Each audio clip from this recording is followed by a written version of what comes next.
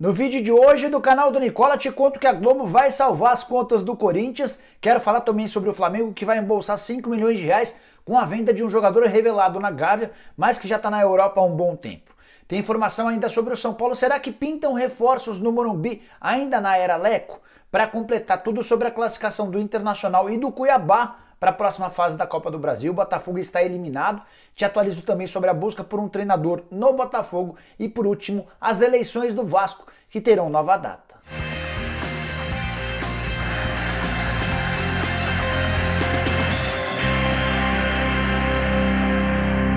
Fala aí pessoal, sou o Jorge Nicola, bem-vindos a mais um vídeo do canal. Bem legal ter cada um de vocês por aqui. E antes de passar todas as informações que eu prometi, queria pedir para você se inscrever no canal. É super simples, só apertar esse botãozinho vermelho de inscreva-se. Aproveita também e fique de olho no SPM 365, melhor fantasy game que existe no mercado do futebol. Não sabe como é que funciona? Eu te explico. O SPM é um fantasy que permite a você escolher qualquer campeonato do mundo para brincar. Então digamos que você decida escolher a Bundesliga, o campeonato alemão. A cada nova rodada você vai montar o seu time com atletas que você imagina que na vida real, dentro de campo, vão mandar bem. Então você vai encher de jogadores do Bayern de Munique, vai colocar jogadores do Borussia, e se esses caras de fato, na vida real, mandarem bem, você vai fazer uma pontuação bastante grande e pode faturar dinheiro. Sim, esse é um dos grandes trunfos do SPM 365, um fantasy que está super acessível, e aqueles que se inscreverem, cadastrarem todos os dados, vão ganhar $10 para começar a brincar. Usando o cupom Nicola você ainda tem direito a mais $5 sim. Olha que promoção bacana. Tenho certeza que se você entrar no SPM 365 você vai curtir bastante. Todos os detalhes estão na descrição desse vídeo. Bora começar falando sobre o Vasco da Gama, que elegeria nesse sábado o seu novo presidente, mas um encontro em São Januário entre os 5 candidatos à presidência decidiu pelo adiamento das eleições. Os 5 candidatos são Alexandre Campelo, que tenta a reeleição, o Jorge Salgado, o Júlio Brandt, o Levenciano e o Sérgio Farias. Todos acabaram aprovando a ideia de uma nova data e na noite dessa terça-feira, horas depois dessa reunião, através da Justiça Comum, ficou decidido que a eleição deve acontecer no dia 14 de novembro. Essa é uma decisão judicial que nada tem a ver com um encontro que resolveu adiar essa eleição. E também, de acordo com a Justiça, foi uma ação movida pelo Mussa, que é o presidente da Assembleia Geral. O Mussa exigiu essa eleição marcada para 14 de novembro e também exigiu votação 100% online. Essa era uma das questões que estavam sendo debatidas entre os candidatos à presidência. Por que conhecer um novo presidente do Vasco é tão importante? O Vasco passa por enormes dificuldades financeiras, há muita guerra política e essa guerra, inclusive, tem causado impactos negativos no clube. A partir de um novo presidente, o Vasco pode ter um pouco mais de tranquilidade política e as eleições, ou melhor, e as previsões para a eleição têm demonstrado ou apontado enorme equilíbrio. A gente pode ter uma das eleições no Vasco mais disputadas em todos os tempos. Bora falar agora sobre Copa do Brasil, que já tinha desde a semana passada o São Paulo classificado para as quartas de final. Nessa terça-feira, mais 2 times passaram para a próxima fase. Primeiro o Cuiabá, que eliminou o Botafogo, empatou em 0-0 na Arena Pantanal com o Botafogo e se beneficiou da vitória por 1-0 na condição de visitante na semana passada.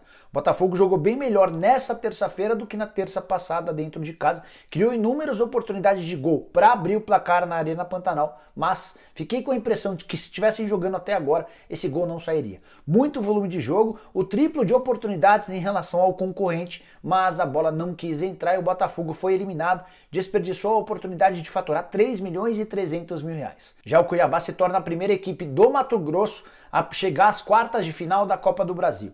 Outra façanha desse pequenino clube fundado lá atrás pelo Gaúcho, ele é o primeiro time da Série B a estar nas quartas de final da Copa do Brasil, ou seja, entre os 8 desde 2014. Nos últimos anos, nenhuma equipe da Série B figurava entre os 8 finalistas. Ficou faltando te atualizar sobre o César Farias, o técnico venezuelano, que tinha um acordo com o Botafogo desde o início dessa semana. Faltava a aprovação da Federação Boliviana, ele é o atual técnico da seleção boliviana e precisava desse aval para que pudesse virar o treinador do Botafogo. Existe uma multa rescisória no contrato. O Botafogo desde o início disse que não pagaria a multa. Se a Federação Boliviana impusesse o pagamento dessa multa, o acordo estava desfeito. Ao longo da terça-feira, o presidente da Federação Boliviana garantiu em uma entrevista coletiva que o César Farias continuará à frente da seleção. O César ainda não se posicionou, ainda não procurou o Botafogo para dar as negociações como encerradas, mas o Botafogo tem pressa para resolver essa questão. Conversei com o Regis Marques antes de gravar esse vídeo e o empresário que ofereceu o treinador ao Botafogo, que estava intermediando as negociações, me contou que o presidente da Federação Boliviana exigiu a permanência do César Farias, pelo menos para os 2 próximos jogos das eliminatórias, marcados agora para o mês de novembro. Acho, pelo menos ao que tudo indica, que César Farias subiu no telhado e o Botafogo pode ter de recomeçar do zero a busca por um novo treinador. Bora falar sobre o outro classificado na noite na Copa do Brasil. Como era de se imaginar, o Internacional eliminou o Atlético Goianiense com mais uma vitória. Na semana passada havia batido o Atlético fora de casa por 2-1.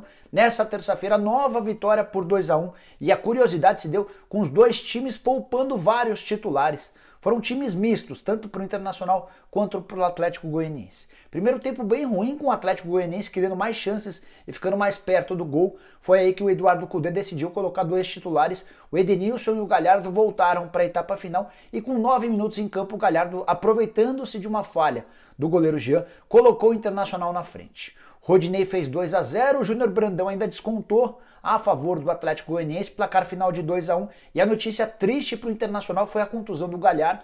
Ele torceu o tornozelo e ainda ficou um pouquinho a mais em campo, mas pediu para ser substituído, nem completou os 45 minutos da etapa final. Se confirmada a ausência dele por algum tempo, certamente vai ser uma baixa extremamente importante. Ele é o artilheiro do Campeonato Brasileiro e também o principal assistente, aquele que mais dá passes para gol. De qualquer maneira, o Internacional, com a passagem à próxima fase, embolsa 3.300.000 reais e dá uma esfriada nos ânimos. Contei para você no vídeo dessa segunda-feira que o Eduardo Cudê tem insistido demais por reforços. E isso tem causado um clima ruim entre ele e o Rodrigo Caetano, que é o diretor executivo de futebol do Internacional, mas que parece estar vivendo suas últimas semanas no Colorado. O contrato termina em 31 de dezembro e ele é pretendido por Júlio Casares, candidato à presidência do São Paulo. Já que falei sobre o São Paulo, quero te atualizar a respeito de reforços. Em toda live que eu faço aqui, em geral aos domingos, vocês me perguntam, e reforços no São Paulo? Vai chegar alguém? O São Paulo pretende contratar algum jogador? E aí a curiosidade é que nessa temporada de 2020 foi quando menos se especulou nomes de reforços no São Paulo em muitos e muitos anos. Quase não existiam especulações.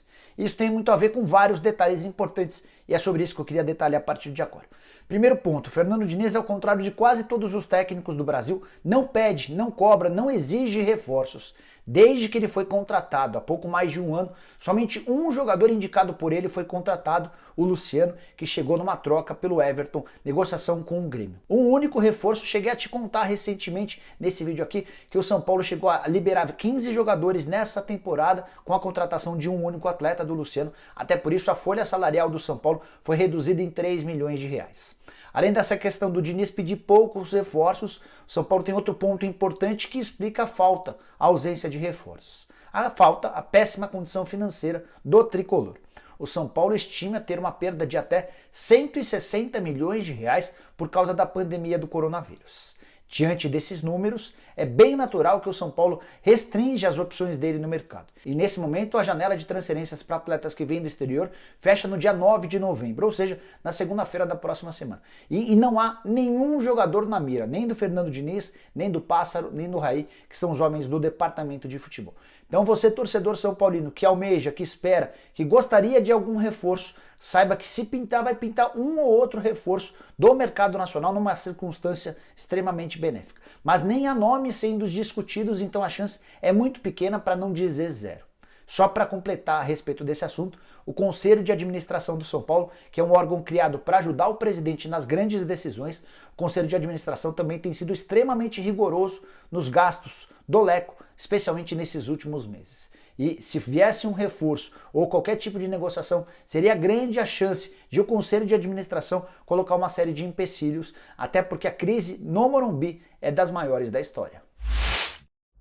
Contei para você nessa segunda-feira que o Flamengo deve faturar 31 milhões de reais a menos do que imaginava com o programa de sócios torcedores, tudo por causa da debandada de 75 mil sócios torcedores durante o período de um ano. Mas uma boa notícia para o torcedor rubro-negro: nos próximos meses o Flamengo vai ter direito a 5 milhões de reais pela transferência de Lucas Paquetá do Milan para o Lyon. E esse valor se refere ao mecanismo de solidariedade. O que é o mecanismo de solidariedade? É um instrumento criado pela FIFA para beneficiar os clubes formadores. Como o Paquetá foi revelado no Flamengo, o Flamengo fica com um percentual dessa negociação de 18 milhões de euros, que fez com que ele se transferisse da Itália para a França. É importante contar que o Paquetá saiu da Itália rendendo muito menos ao Milan do que foi investido. Quando o Milan veio aqui no Rio de Janeiro e contratou o jogador por 35 milhões de euros, ainda estabeleceu no contrato a possibilidade de pagar mais 10 milhões de euros ao Flamengo se algumas das metas estabelecidas em contrato fossem alcançadas. Separei essas metas, eram 7 metas que poderiam render mais 10 milhões de euros. 3 classificações para a Champions League em anos diferentes, 2 possibilidades de renovação de contrato. Se tivesse uma primeira renovação, teria um bônus. Se tivesse uma segunda renovação de contrato com o Milan, outro bônus. Tinha também uma cláusula exigindo que ele disputasse pelo menos 35 partidas em competições europeias e se ficasse entre os 35 melhores do mundo. Cada uma dessas metas tinha um bônus específico que poderia, somando todas elas, chegar a mais 10 milhões de euros. Quero informar o torcedor rubro-negro que nenhuma das 7 metas foi alcançada, ou seja, o Flamengo não ficou com nenhum dos 10 milhões de euros que poderiam vir de bônus. Ganhou 35 milhões na primeira negociação e nesse momento vai ficar com 800 mil euros pelo mecanismo de solidariedade. De acordo com o último balanço divulgado pelo Flamengo, essa grana, esses 800 mil euros, que equivalem hoje a 5 milhões e 300 mil reais, serão pagos em 3 parcelas. A primeira delas vencendo agora no mês de novembro.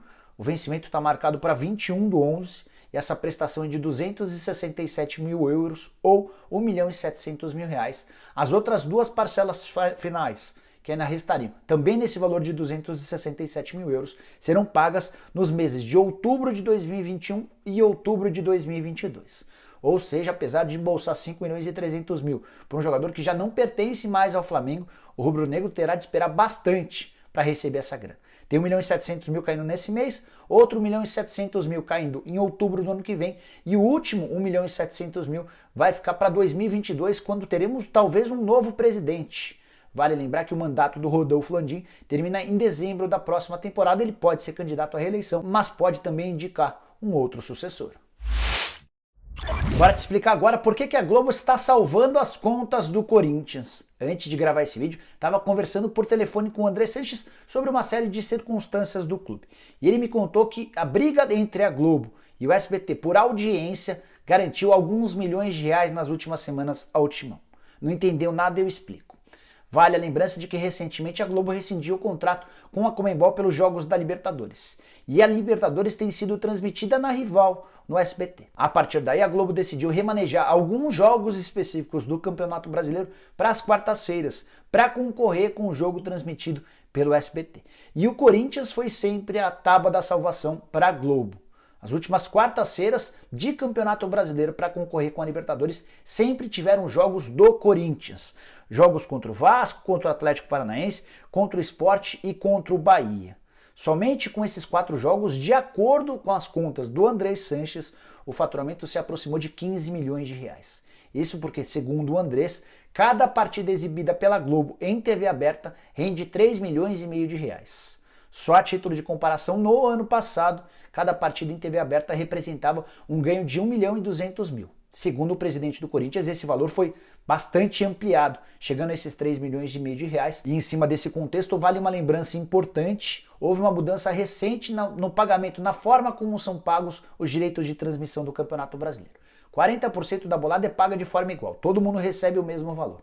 30% se dão pelo número de partidas transmitidas. E é nesse caso dos 30% que a gente está aplicando esse valor de 3 milhões e meio de reais por jogo, de acordo com o André Sanches. Os outros 30% estão condicionados à classificação final. Aqueles clubes melhor colocados ganham mais, os clubes com classificação pior ganham menos. Então, de acordo com o Andrés, 3 milhões e meio de reais por jogo. O Corinthians já teve 8 jogos dos 19 exibidos em TV aberta.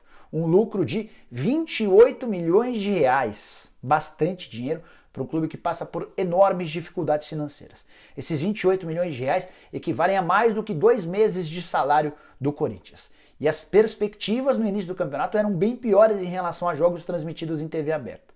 Tudo porque a Globo recentemente perdeu 500 mil assinantes do pay-per-view. Essa debandada se deu durante o período de pandemia, sem futebol, muita gente sem dinheiro decidiu cancelar o pay-per-view. A Globo tinha a estratégia de usar o Corinthians e o Flamengo para tentar recuperar parte desses 500 mil assinantes. O que eles fariam? Eles colocariam Flamengo e Corinthians para jogarem praticamente só no pay-per-view. E a partir daí o pessoal que queria assistir ao Flamengo e ao Corinthians seria obrigado a retornar ao pay-per-view. Por conta dessa guerra com o SBT pela Libertadores da América, a Globo se viu obrigada a rever esse conceito e tirou os jogos do Corinthians do pay-per-view, passando para as quartas-feiras em TV aberta. O Corinthians já teve 8 jogos dos 19 transmitidos em TV aberta.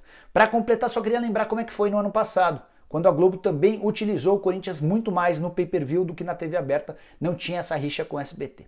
Até por isso, somente 12 partidas das 38 que o Corinthians fez ao longo do Campeonato Brasileiro de 2019 estiveram em TV aberta. E com isso, o Corinthians estima uma perda de até 51 milhões de reais na temporada passada, com esse privilégio que a Globo deu por colocar os jogos do Corinthians no pay-per-view. O Corinthians teve um déficit na temporada passada de 177 milhões de reais e chegou a reclamar da Globo por ter se ausentado por tantas partidas de TV aberta. Esse problema agora parece ter sido superado graças à ida da Libertadores para o SBT.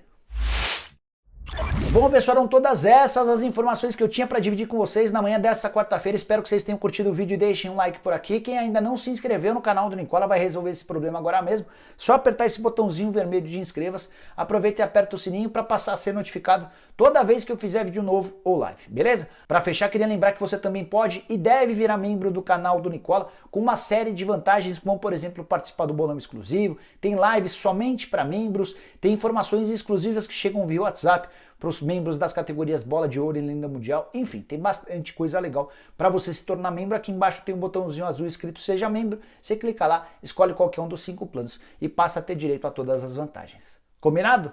Nos vemos de tarde. Tchau, tchau!